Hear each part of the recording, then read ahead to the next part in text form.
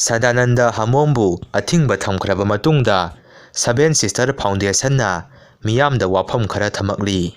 Handak pangthokiba Sangai Festival ga mari leinana sinkiba Sangai Music Festival 2020 ga 5 sinbada Manipur gi saknairaba singer actor Hamom Sadanandada ga Seven Sister Foundation ga karigumba hiram amatada mari leinade haiduna Manipur miyamda khanganjari.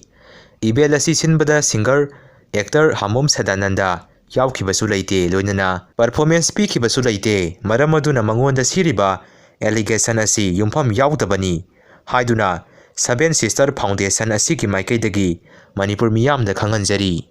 Korkomna President Murmurgi Manipur khongsat athingba thamkhre.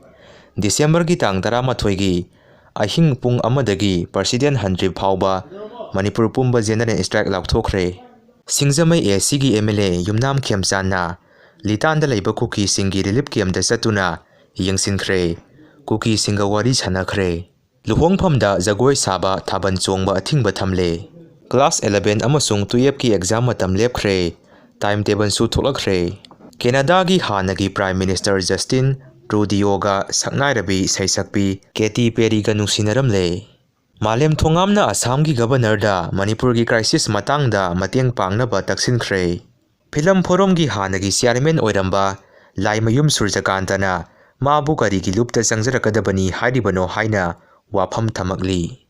Relief camp da lairambadagi Laimaram waroi singda leiba masa masagi yumda hanjinkraba IDP singi hauzik oiriba phibam kokomi gi team amana hakthengnana Yengsinkhre. India gi president gi Manipur khongsat National Revolutionary Front Manipurna boycott laukthokre.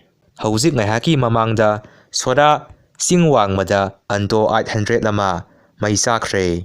Letbia leibakta nupa leiraktabana nupina nupa waibagi thabak haukre.